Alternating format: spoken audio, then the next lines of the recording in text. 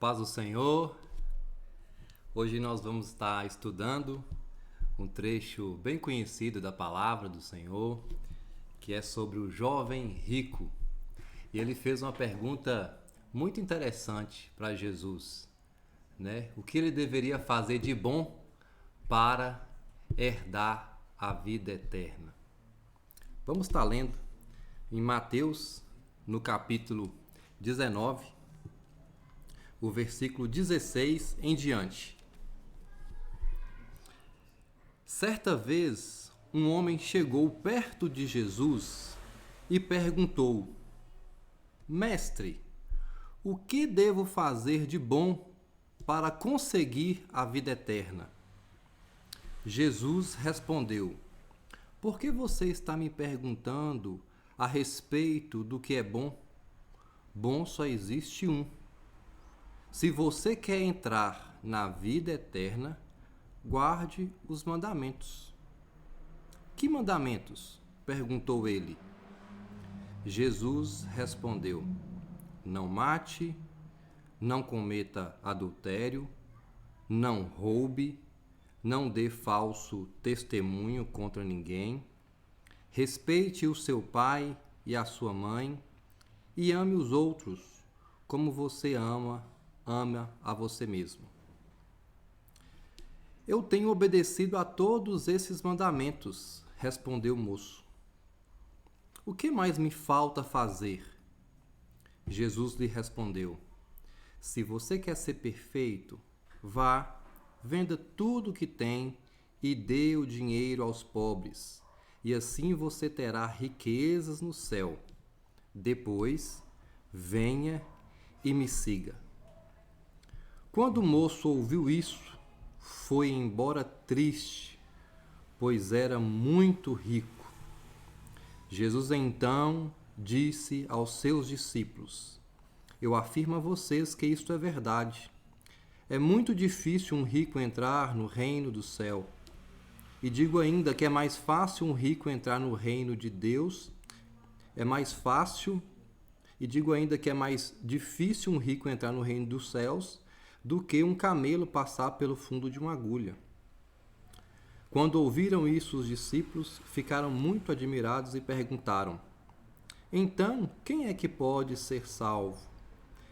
Jesus olhou para eles e respondeu: Para os seres humanos, isso não é possível, mas para Deus, tudo é possível. Esse texto, né, nos chama a atenção, e a primeira coisa importante que a gente precisa compreender é quem era essa pessoa que se achegou a Jesus. A gente observa que essa passagem ela está registrada no livro de Mateus, também está registrada no livro de Marcos e de Lucas. E a gente vê como essa passagem ela é importante, né? E se aplicou ali nos dias onde que os escritores bíblicos escreveram, e também se aplicará, né, a nós, porque ela é bem contemporânea também aos dias de hoje. Os três registraram, mas é bom a gente observar que alguns pontos, porque a gente consegue conjugando os textos dos três evangelistas, né, ter uma compreensão melhor, né, de todo o que envolveu aqui essa história do jovem rico e esse encontro que ele teve com Jesus. Então, assim, quem era esse jovem rico?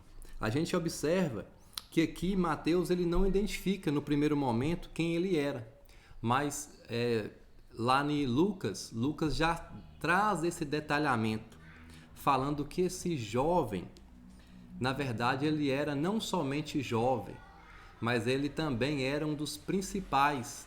Ele era um líder, ele era um príncipe, ele era um líder dos judeus.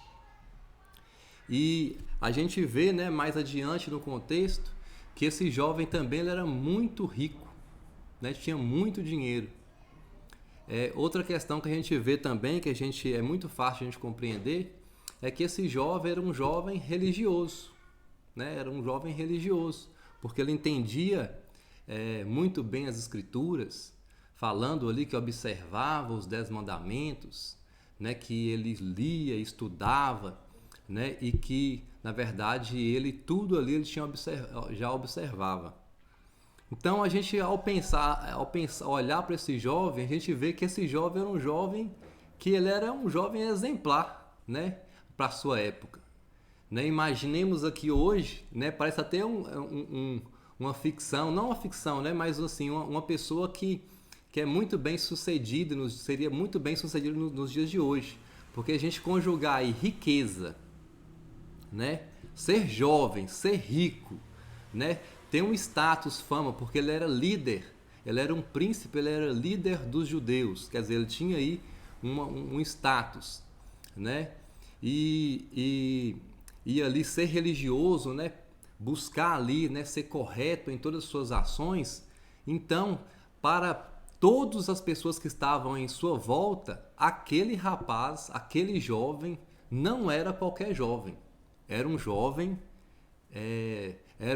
assim, exemplar, era um jovem bacana, era um jovem que tinha ali, né, muitas qualidades. E aí ele chegou até Jesus e o versículo, o Mateus, ele novamente ele vem registrar aí, falar como que ele chegou a Jesus, né? Perguntando a Jesus, né? Mestre, o que farei de bom para entrar na vida eterna? Mas Marcos, ele traz um detalhamento interessante, que fala que quando ele chegou até Jesus, Marcos registra que ele se ajoelhou e prostrando perguntou: Mestre, bom mestre, o que farei de bom para entrar na vida eterna? A gente vê aí que Jesus logo repreende esse jovem. E a repreensão de Jesus é falando assim: por que você fala daquilo que é bom? Bom só tem somente um é bom. Deus é bom. Quando a gente vê esse mesmo trecho em Marcos, lá vem estar registrando falando o seguinte: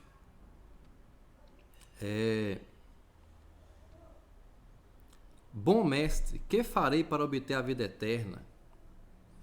E Jesus fala assim: por que me chamas de bom? Não há ninguém que seja bom a não ser Deus. E a gente pode questionar, mas será por que Jesus não falou que ele próprio era bom, não se revelou ali como sendo o bom pastor para aquele jovem? Simplesmente porque aquele jovem ainda não reconhecia Jesus como Deus, como Filho de Deus, como o unigênito do Pai. Como ele não reconhecia Deus, Jesus, né, falou ali com aquele jovem que, de uma maneira bem fácil dele entender, olha, bom é somente um, que é Deus. Em outras palavras, ele estava dizendo assim, você ainda não me reconhece, você não me reconhece como filho de Deus. Então você não pode me chamar de bom, porque homem nenhum é bom. O homem não é bom.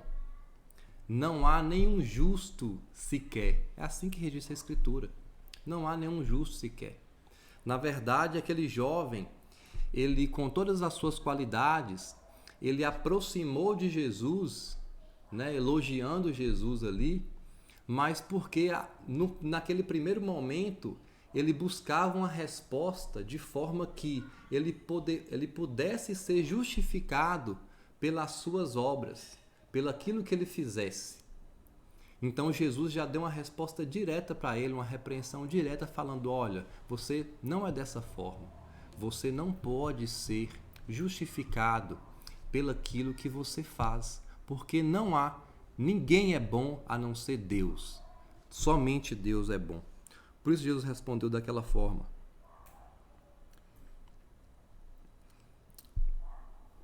E Jesus, e aquele jovem, né? E Jesus pegou e continuou, né?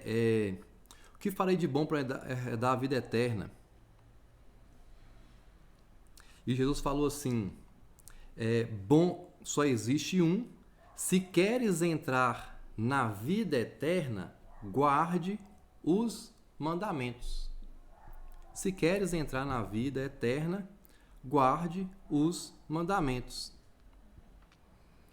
A gente vê aqui que é uma questão até sutil. Ele pergunta: o que eu vou fazer de bom? E Jesus fala assim: se você quer entrar, não o que você vai fazer, mas se você quer entrar, se você quer entrar, guarde os mandamentos. Mas nós sabemos, né, que é possível que nenhum homem guarde todos os mandamentos. E quando Jesus proferiu essa palavra, Jesus já estava dando a entender para aquele jovem que ele, mediante as obras, ele não poderia ser considerado justo, merecedor da salvação. Mas só aquele jovem, ele pega e pergunta para o Senhor Jesus: Senhor, quais os mandamentos o Senhor está referindo? Quais deles? E interessante que Jesus ele começa a falar dos mandamentos, e Jesus começa a falar daqueles mandamentos que, em tese, seriam aqueles mandamentos mais graves, aqueles que trazem mais escândalo diante dos homens, né? E que muitos homens podem se justificar, se auto-justificar, falando que não comete esse tipo de desvio. Olha os mandamentos que Jesus cita, que Jesus inicia os mandamentos. Jesus não começa lá pelos primeiros mandamentos, ele começa lá falando já por esses mandamentos mais pesados, que diz assim: olha, não mate. E creio eu que quando ele lá ouviu essa primeira coisa, ele já falou assim: não mate, esse mandamento aí tá bacana. E matar, eu não mato. Nunca matei. Não cometa adultério. Não fale, não dê falso testemunho contra ninguém. Honre seu pai e sua mãe. E ame o próximo como a você mesmo. E aí, como a gente viu aqui no texto, o jovem imediatamente ele respondeu: Senhor, isso aí tudo eu tenho observado. Né? Aparentemente, né, ali para ele, aos seus olhos, ele falou com o Senhor: eu não mato, eu não roubo, eu não falo mal de ninguém, né, eu procuro fazer minhas coisas certas, eu não dou dor de cabeça para meu pai nem para minha mãe. Então, eu estou justificado. Né? Eu não faço isso, eu não faço nada de errado. E talvez você, né, tenha o mesmo pensamento ou conheça alguém que pensa dessa mesma forma. Eu não faço nada com ninguém, eu não mato, eu não roubo, então eu estou justificado. Mas lá dentro do coração daquele jovem, dentro profundamente dele, ele sabia que lhe faltava algo mais. E ele pergunta para o Senhor. E esse detalhamento do que lhe falta, quem registra é Marcos, que ele fala ali com Jesus: Jesus, o que me falta mais? E Jesus, ele olha para aquele rapaz e a palavra registra que Jesus olha com ele com um olhar de amor, com amor. E a gente sabe que Jesus, ele tinha ele usava a melhor forma, a melhor estratégia para que a mensagem de Deus alcançasse o perdido e o perdido se convertesse. E Jesus utilizou essa estratégia de primeiro falar com ele assim: olha, eu te expus aqui os mandamentos que você, aos seus olhos, você está seguindo, você está fazendo aquilo que você entende que é correto. Se a gente for ver o detalhamento lá de Lucas, ele diz o seguinte, que tudo ele tinha observado desde a sua criancice. Desde que ele era criança, ele estava observando todos aqueles mandamentos. Ele tinha um zelo ali de observar os mandamentos e cumprir ali tudo que estava ordenado. E Jesus, com muito amor, ele olha para aquele jovem e fala assim: olha, falta a você uma coisa. Uma coisa ainda lhe falta. E a pergunta que nós nos fazemos, né, que Deus faz para você nessa hora é: o que lhe falta? O que lhe falta? Jesus aqui ele já foi bem específico. Falou àquele jovem: olha, vá, vende todo o que tem, dê aos pobres e terás um tesouro. E terás um tesouro nos céus. Aquele jovem, imediatamente, ele ficou muito triste, assim que a palavra registra, porque ele era dono de muitas propriedades, ele era muito rico, e a sua vida, o seu amor, o seu coração estava naqueles bens que ele possuía. E ele saiu entristecido, ele saiu ali daquela conversa entristecido.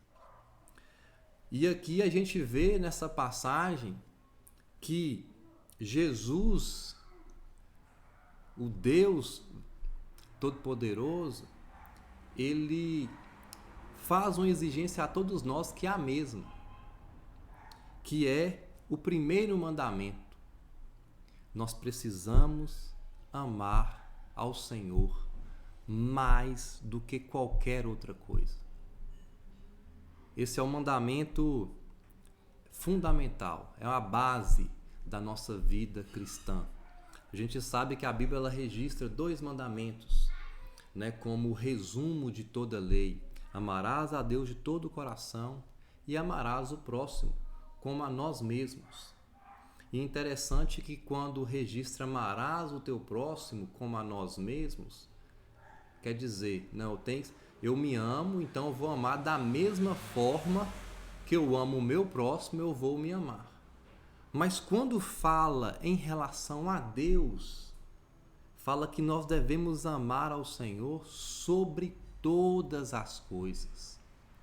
Precisa ser um amor ainda mais profundo, precisa ser algo maior. Nós devemos amar a Deus sobre qualquer outra coisa, mais do que qualquer outra coisa, mais do que até a mim mesmo e as minhas vontades. Nesse caso aqui específico, o jovem amou mais a sua vontade, ele amou mais a sua confiança ali, o seu querer de ter riqueza, de possuir cada vez, né, mais, ou na verdade permanecer sendo rico, do que a Deus. O seu coração estava na riqueza. E a exortação do Senhor foi: não, você precisa amar a Deus mais do que qualquer outra coisa. Nós vemos uma atitude diferente acontecendo com o rico também, que a gente chama de Zaqueu. Muito rico. Ele aproximou ali de Jesus. Na verdade, ele estava, né, em cima da árvore. Jesus que aproximou dele, falou que queria conversar com ele, entrar na casa dele, entrou, ceiou com ele.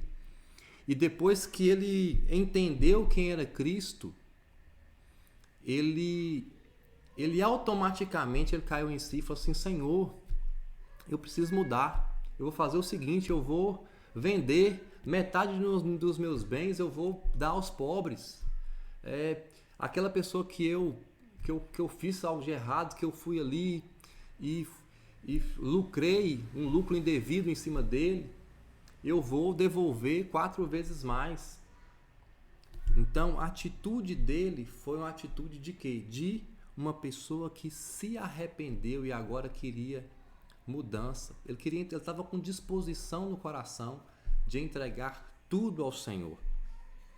E nós vemos, irmãos, que essa deve ser a disposição do nosso coração. Jesus, ele falou em outra passagem que aquele que não tomar a sua cruz e seguir o Senhor não é digno de mim. Deus, ele quer de nós uma entrega completa. Não devemos ser parciais, não tem meio termo. Eu tenho que me entregar completamente ao Senhor. Eu tenho que me entregar à minha vida. E Deus, e cada um de nós sabemos que Deus, ele requer algo, né? Deus, ele fala conosco, na nossa mente, no nosso coração, o que ele quer de nós. Eu não sei o que Deus quer de você, né, que está ouvindo agora essa mensagem, mas eu tenho certeza que Deus requer algo de você.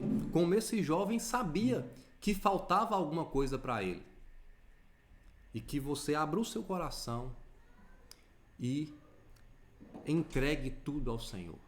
Essa é a mensagem de Deus para a sua vida. Entregue tudo ao Senhor. Eu não tenho como concluir essa mensagem sem comentar do texto aqui do semeador. O semeador, a parábola do semeador, é uma passagem muito conhecida, né, que nós aprendemos ali, e nós almejamos, né, de todo o nosso coração ser a boa terra, né? Deus, ele, através de Jesus ali, a gente sabe que nessa passagem ela traz vários ensinamentos assim riquíssimos. Eu só quero atentar só para um ponto do ensinamento da parábola do semeador, só para o versículo de número 22 do capítulo 13 de Mateus, que é a terra ali, a semente que foi semeada sobre os espinhos. E diz assim, ó: outras pessoas são parecidas com as sementes que foram semeadas no meio dos espinhos. Estas ouvem a mensagem, mas as preocupações deste mundo e a ilusão das riquezas sufocam a mensagem, e essas pessoas não produzem frutos.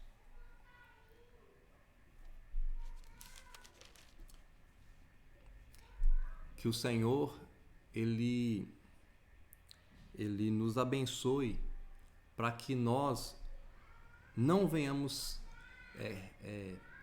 ser como essa terra, essa semente que caiu sobre a terra, sobre os espinhos, que ouvem, recebe com alegria a mensagem, entende a respeito das coisas do reino do Senhor, mas os cuidados, as coisas desse mundo faz com que aquela palavra, aquela semente se torne infrutífera.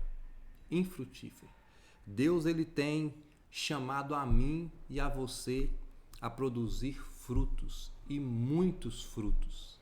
E a forma de nós estarmos produzindo muitos frutos é estarmos conectados com o Senhor, é estarmos em comunhão com o Senhor, é estar prontos a entregar a nossa vida para o Senhor e continuamente estar seguindo ao Senhor.